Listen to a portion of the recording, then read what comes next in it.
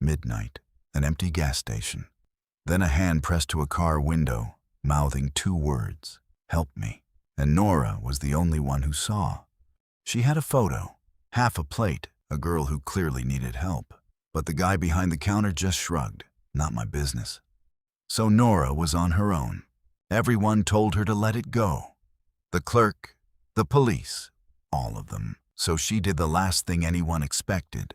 She went after them herself. She killed the headlights and slid down low. Across the lot, something was happening. And whatever it was, Nora knew right then. She wasn't supposed to be seeing this. From across the dark lot, Nora watched. A lit window, a face she knew, tears on the glass. After all those miles, there she was. No warning, just lights, blue, red, everywhere. They both froze. And after all those miles, Nora knew it was finally over. It was almost midnight when Nora pulled off the highway. She was a college student, 20 years old, driving back to campus after a long weekend home. And this little gas station? It was the only thing lit up for miles. That buzzing fluorescent hum, empty pumps, one tired guy somewhere inside. She just needed gas and maybe a bad coffee. Nothing about it felt like the start of anything. Not yet. She was filling up when she noticed them. A couple over by the next pump. And something was just off. The girl kept glancing back over her shoulder. Quick, nervous. And the man stood close, too close, one hand wrapped tight around her arm. Not holding hands, holding on. Nora told herself it was nothing. People argue, right? But that feeling in her gut, it didn't go away. Then the girl turned and looked right at Nora and mouthed two words. Silent, desperate. "Help me." Just like that. Before Nora could even move, the man had a hand on her, steering her toward the car, opening the door. And the girl didn't fight it. She just went. Like she'd learned not to. And Nora stood frozen at the pump, heart slamming, thinking, did that just happen? Did anyone else see that? Her body moved before her brain did. Phone up, both hands. Get the plate, get something. But they were already pulling out, tires hissing on the wet lot. She got one shot off, maybe two. Blurry, shaking, half a license plate if she was lucky. It wasn't much. Honestly, it was almost nothing. But it was proof that this was real, that she hadn't imagined it. And then, they were gone. Just two red taillights, shrinking into the dark. Nora stood there between the pumps, phone hanging in her hand, a second too late.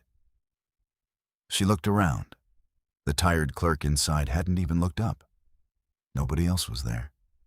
A girl had just begged a stranger for help, and that stranger was the only one who saw. Nora already knew she couldn't just drive home. She ran inside, shoved the photo across the counter at the kid behind the register. Did you see that? The car, the girl, she needed help. He barely looked. Maybe 19, more interested in his own phone. People argue, he said and shrugged. Not really my business. And that was it. The one other person there just decided it wasn't worth caring about. Nora couldn't believe it. But she wasn't done. The kid didn't want to get involved. That much was obvious. But Nora wasn't leaving until somebody called it in. So she pushed. Please, just call the police. I'll stand right here. Finally, he sighed, picked up the store phone, and dialed. And for a second, Nora let herself hope. But she could hear it in the dispatcher's voice through the receiver. That flat, tired tone. Nobody was rushing anywhere tonight. She almost walked right past it. There on the ground, right where the car had been parked, a crumpled receipt. The girl must have dropped it when he pushed her into the car. Nora picked it up, smoothed it out. A gas station. Not this one. One about 40 miles up the highway. Time-stamped tonight. And on the back, in shaky handwriting, a name and a number. A motel. That scrap of paper wasn't trash. It was a map. And that's when it hit her. They weren't just driving off into nowhere. They were headed somewhere. A route, a destination. Which meant, if Nora did nothing, if she just drove home and told herself it wasn't her problem, that girl would be gone by morning. For good. She sat there one long second. 2. Then her hands tightened on the wheel. And she made a choice she couldn't take back. But she wasn't reckless about it. She did the smart thing first. Texted her roommate everything. Where she was, the plate, the photo, the direction she was heading. If I stop answering, send this to the police. Then she kept dispatch's number right there on her screen. And she pulled back onto the highway, following the only lead she had. 40 miles north, hands steady, heart racing. She wasn't playing hero. She just refused to look away. 40 miles later, there it was. The gas station from the receipt. Same washed-out lights, middle of nowhere. Nora practically jumped out of the car.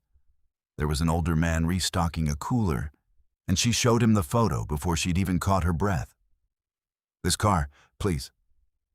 Was it here tonight?" He squinted at the screen, took his time, and then he nodded.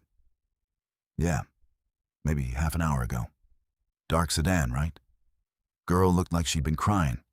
Guy paid cash, wouldn't let her out of his sight." Nora's heart slammed. Half an hour. She was close, really close. "Which way did they go?" she asked. He pointed north, up the dark stretch of highway. "That way. Nothing up there but a couple of motels and a whole lot of nothing." A couple of motels, and a name scrawled on the back of a receipt. For the first time all night, the pieces were lining up. She wasn't chasing a feeling anymore. She wasn't guessing. She was chasing a trail. A real one, with a direction and a time, and someone who'd actually seen them. And it was warm, and then she almost drove right past it. A low motel, half its sign burned out, tucked just off the highway behind a row of scraggly trees. She almost didn't look. But something made her slow down. And there in the lot, under a dim flickering light, a dark sedan.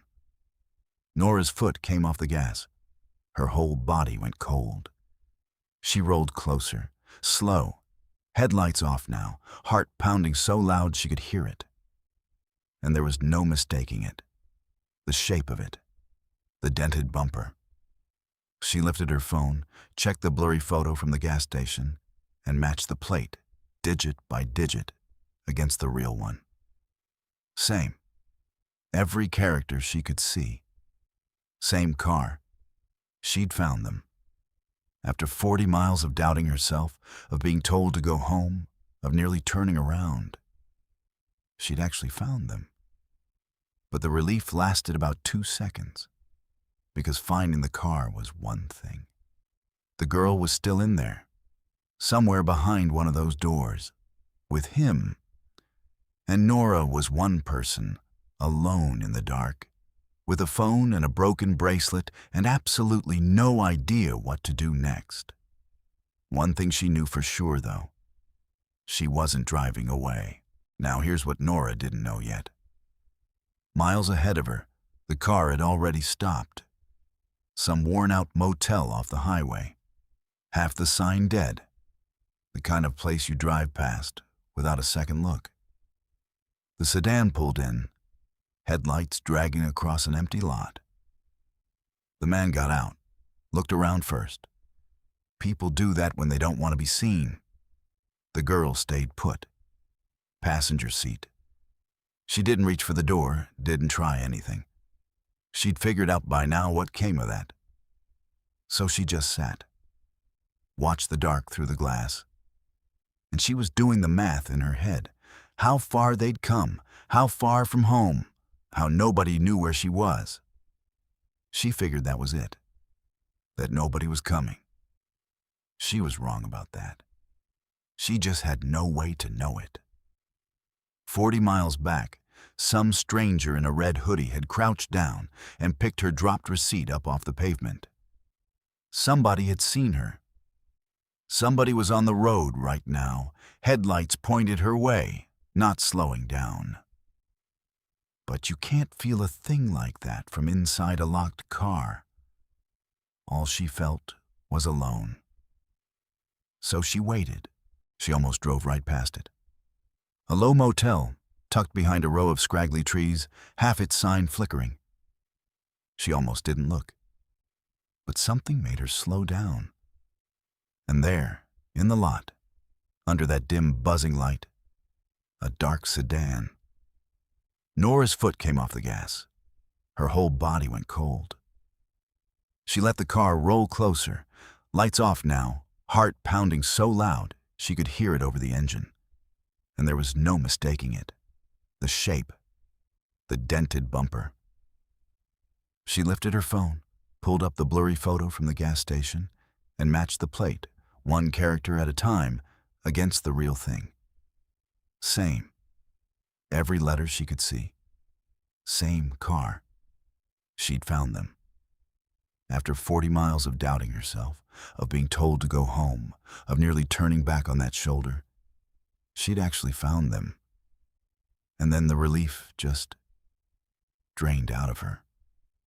Because finding the car was one thing. The girl was still in there, behind one of those doors, with him.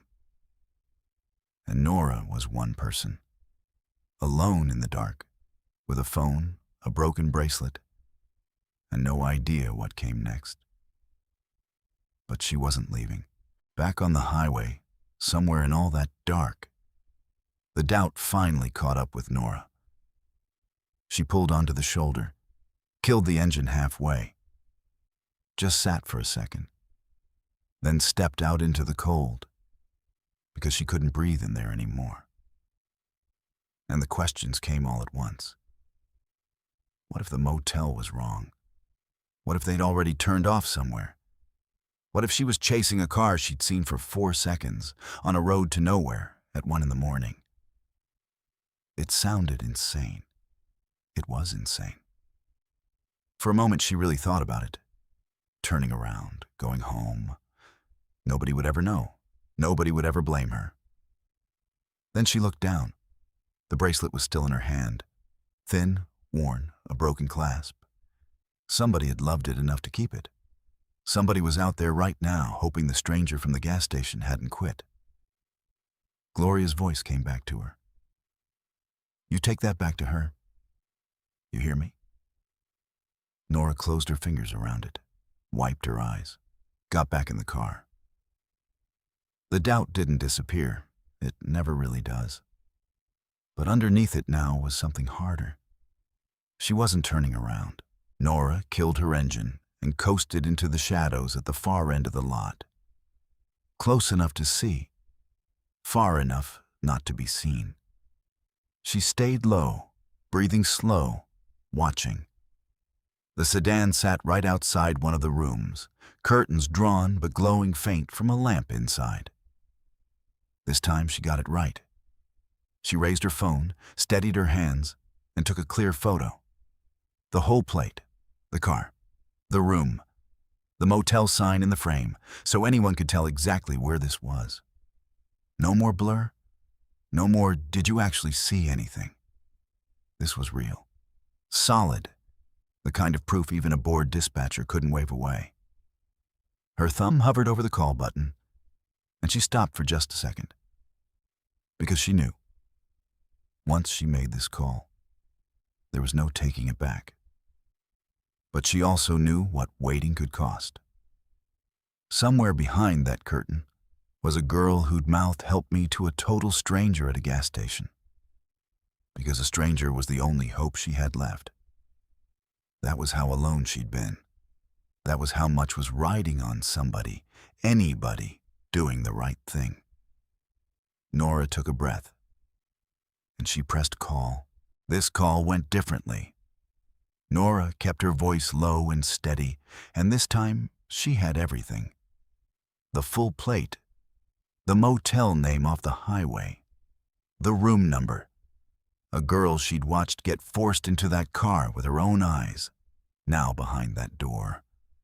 She could hear the dispatcher's tone change, the boredom gone, keys clicking on the other end, a location getting logged. Okay, we've got a unit heading your way.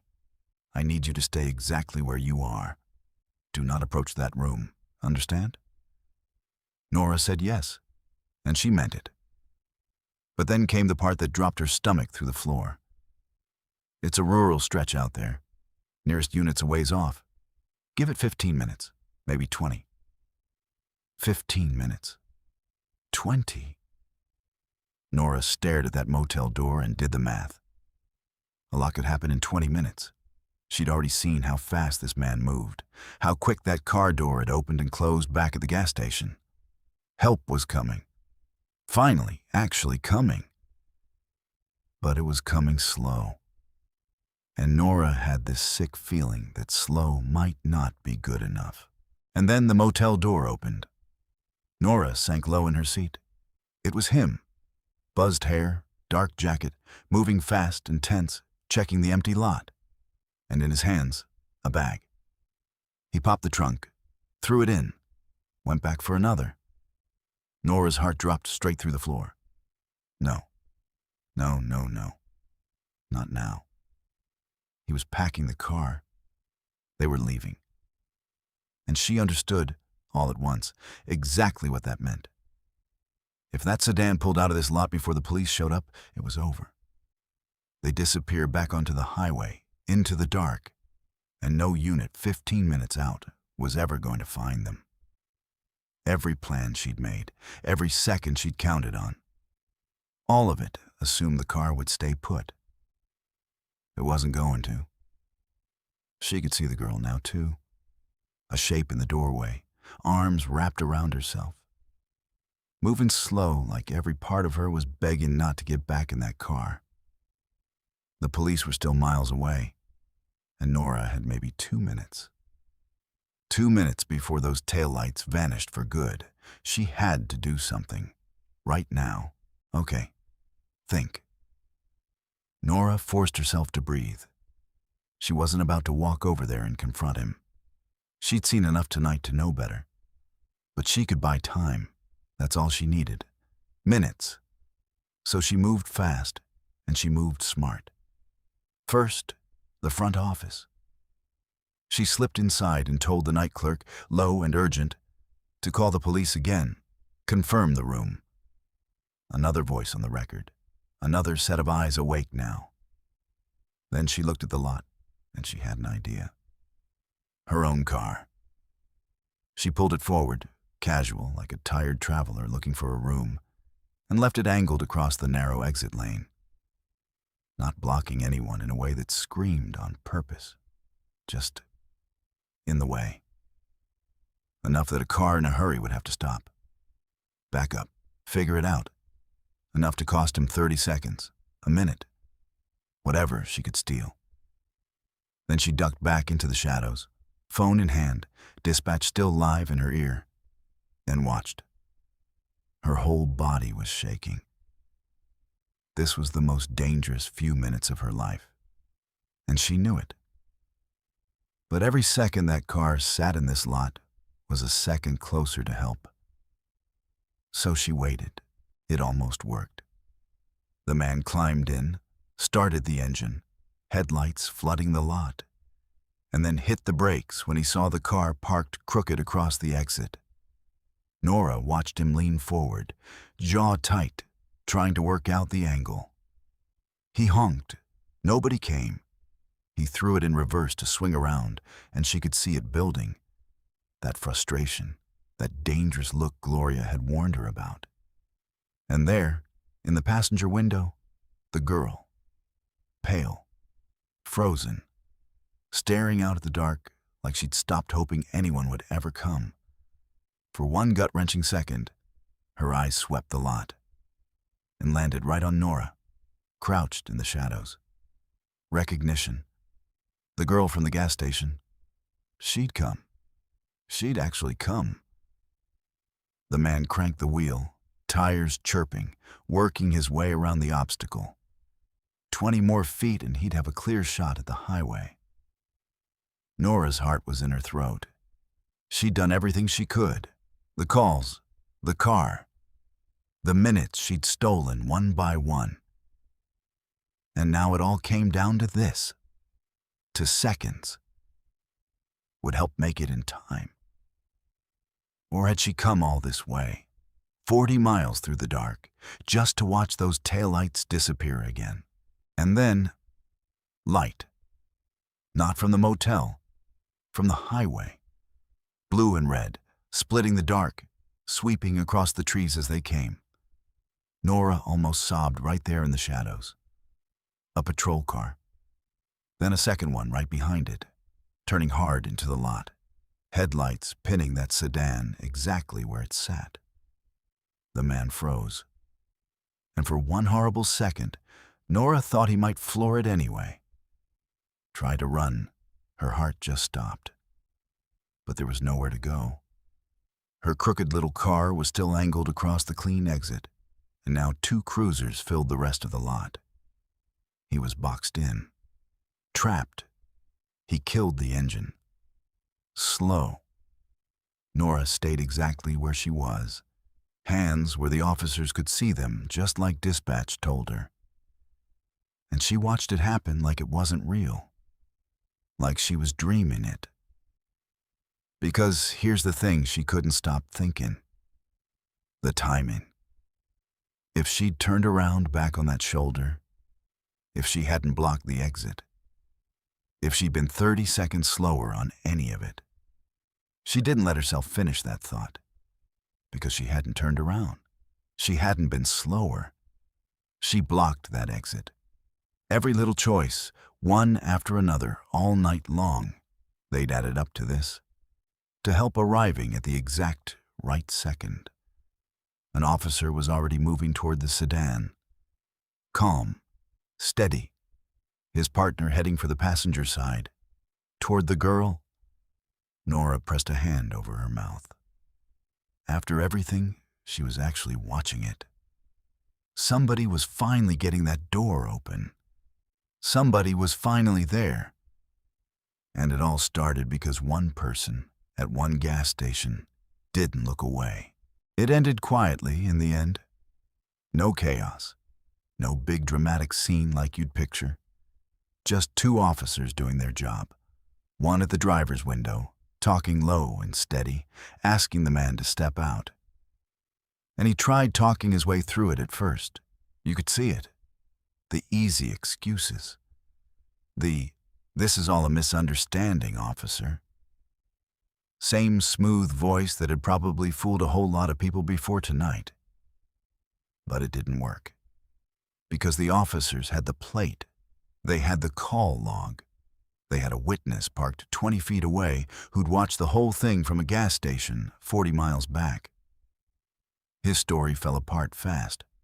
Within a couple minutes, he was in the back of that cruiser. Not a threat to anyone anymore. Just stopped. Nora finally let herself breathe. Really breathe. First time in hours, it felt like. Her legs were shaking when she stepped out of the shadows.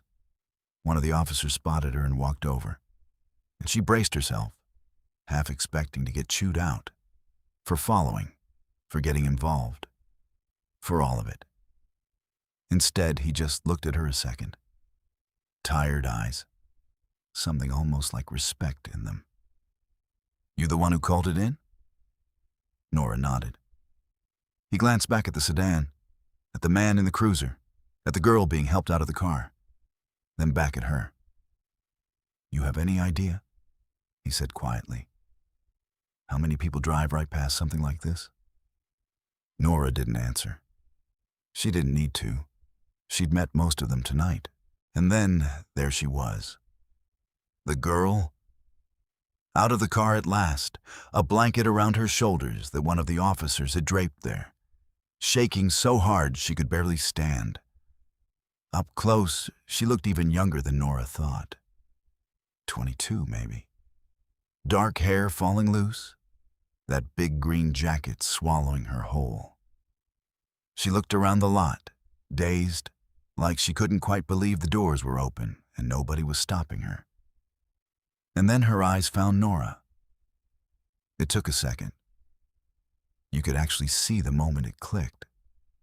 The girl from the gas station. The stranger by the pump. The one who'd caught her eyes for half a second across a parking lot 40 miles ago and somehow understood. Her face just broke. Relief and disbelief and something way too big for words, all at once. "You saw me," she whispered, and her voice cracked right down the middle. I mouthed it, and I thought nobody saw. Everybody always looks away.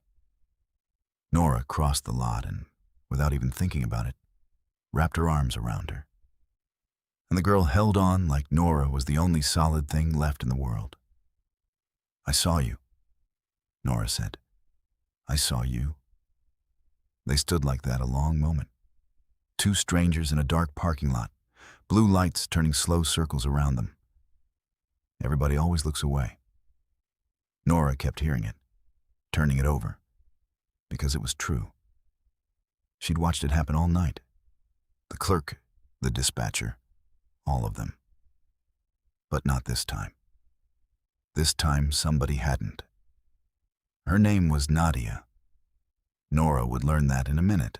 Later, sitting on the curb with a scratchy blanket of her own, Nora gave her statement. Walked the officer through all of it. Start to finish. The gas station. The hand on the window. The half a plate. The receipt on the ground with the motel scrawled on the back. The diner and Gloria and the bracelet still tucked in her pocket. She handed over her phone so they could pull the photos. The blurry first one, the clear second one, time-stamped, location and all. The officer scrolled through it slow, and when he looked up, his whole expression had changed. "You know," he said, "without this photo, none of this happens tonight. We'd have had nothing. No plate, no location, nothing. She'd be halfway across the state by morning." He let that sit a second. "What you did was dangerous. I've got to say that. You should have stayed back further than you did." Then, quieter. "But you probably saved her life." Nora just nodded, too drained to say much of anything. And it was strange. She didn't feel like a hero, not even a little. She felt like someone who got a bad feeling at a gas station and just couldn't talk herself out of it. That was all it had been, really. One choice, made over and over all night long, to not look away, to make the call, to follow the receipt, to block the exit. Small things, ordinary things. Anybody could have done them. That was the part that stuck with her. Anybody could have. But that night, only one person did. While they waited, Nadia told Nora her story. Quiet, halting, in little pieces. And the part that scared Nora most, how ordinary it started. A message online, an offer. Good money for easy work, travel included, come meet us. The kind of thing that sounds a little too good but not impossible. Especially when you're broke and hopeful and 22. She'd trusted the wrong person. By the time she figured out the job wasn't what he'd promised. She was already in a car, in a town she didn't know. And he had her phone. He wouldn't let her out of his sight. He was never who he said he was, Nadia whispered. I kept waiting for a chance. Any chance. For days, she'd been looking for a way out. A crowded room, an unlocked door. A stranger who might look at her long enough to understand. At that gas station, she took the only shot she had, pressed her hand to the glass, mouthed 2 words to a girl she'd never met. I told myself, if even one person sees, if even one person cares enough to actually do something. She trailed off, looked at Nora with wet eyes. And you did. Nora felt something twist in her chest. Because Nadia was right. It could have gone the other way so easily. The clerk looked right at that photo and shrugged. The first dispatcher brushed her off.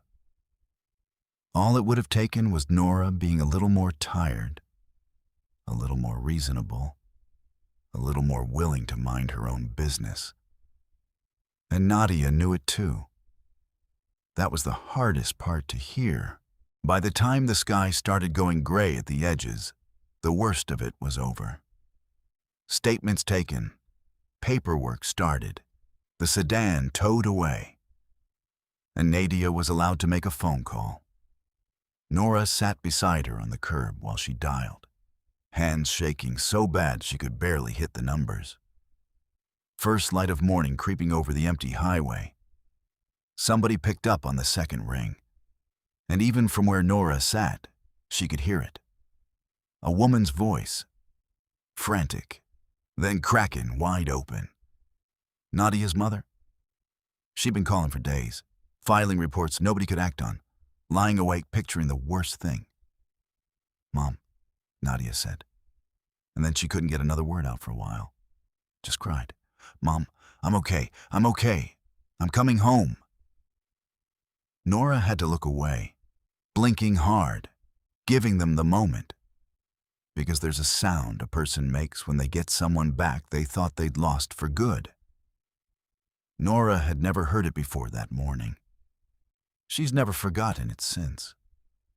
The sun climbed a little higher, and that parking lot that had been so terrifying an hour ago just looked like a sad little motel now. Ordinary in the daylight. Nothing scary about it at all.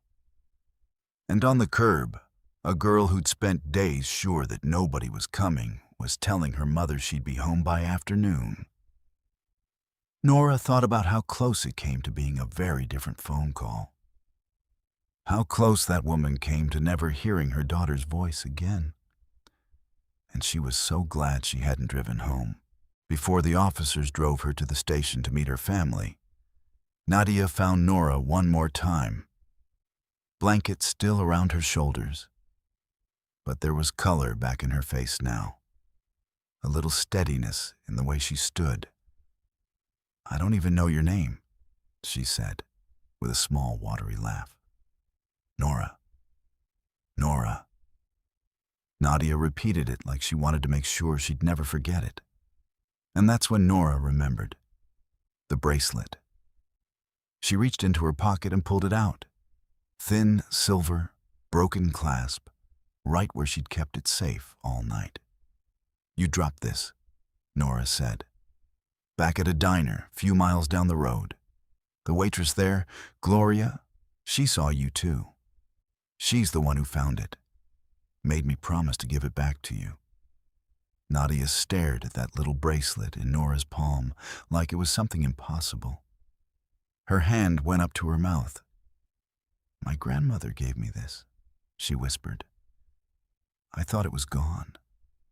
I thought everything was gone." She took it careful, like it might break, cradled it, and when she looked up, her eyes were shining. "You have no idea what this means." But Nora thought maybe she did, because it was never really about the bracelet, was it?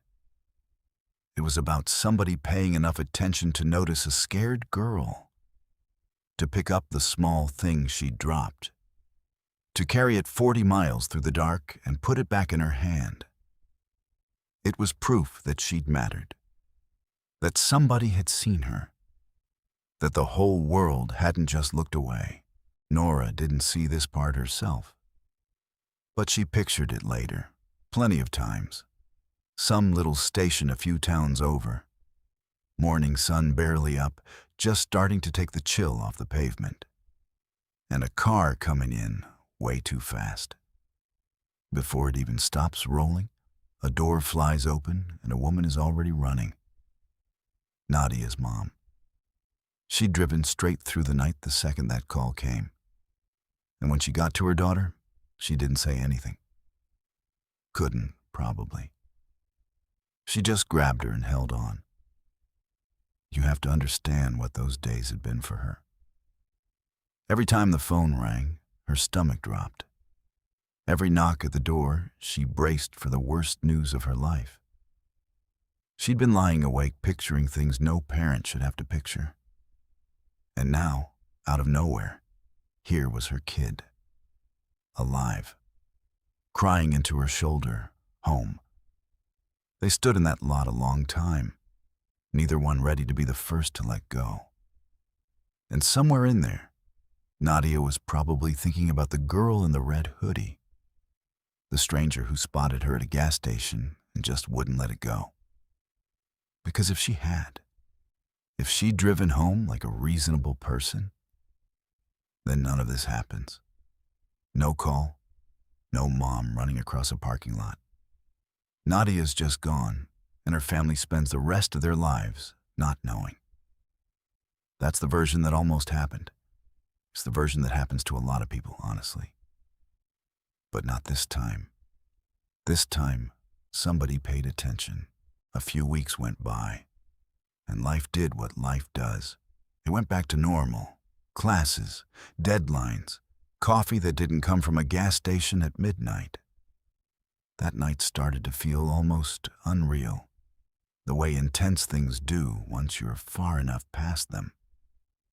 And then, one totally ordinary afternoon, Nora's phone buzzed, a number she didn't recognize. She almost let it sit there, but something made her open it. It was Nadia. "Hi, Nora. I hope this is okay. The officer helped me find your number. I just wanted you to know. I'm home. Been home a few weeks now. I'm safe. I'm with my mom." Nora sat down slow, reading it again. There was more. "I keep thinking about that night, about how many people looked right at me and did nothing. And then there was you, a total stranger. You didn't even know me, and you drove 40 miles in the dark for me. I don't know how to thank someone for that. I don't think there are words for it." And then, at the very bottom, "I'm wearing the bracelet right now. I look at it every day, and I remember that somebody saw me, that I mattered enough for somebody to come. Thank you for not looking away." Nora read it 3 times. Her throat got tight, eyes blurring. And she just sat there, smiling through it, that full all the way up kind of feeling. She saved the number, then held the phone against her chest for a while. Nadia was home. Safe. Okay. Nora never became famous for that night. No news story, no award, no crowd. Most people in her life still don't even know it happened. And honestly, she's fine with that. Because the thing she took from it wasn't about being a hero. It was smaller than that. And somehow bigger. See? We spend so much of our lives half looking. Scrolling past, driving past, telling ourselves it's not our business. Someone else will handle it. We're too tired, too busy, too small to matter. Nora used to believe that too. She doesn't anymore. Because she learned something on an empty highway at 1 a.m, chasing a car she'd seen for 4 seconds. She learned that noticing is everything. That the whole world can turn on one person deciding not to look away. A hand on a window, 2 silent words, and one ordinary girl who chose to care when it would have been so much easier not to. These days, Nora pays attention to the person who looks a little too scared, the one nobody else seems to see. She figures somebody has to, and she knows now, really knows, it might as well be her. Because somewhere out there, Nadia is home, wearing a silver bracelet, safe and free and alive. all because of a bad feeling at a gas station and a girl who decided that was worth something. So if you take one thing from Nora's story, let it be this. Next time your gut tells you something's wrong, don't talk yourself out of it. Look closer. Say something. Do something. You never know whose whole life is waiting on the other side of you, choosing not to look away.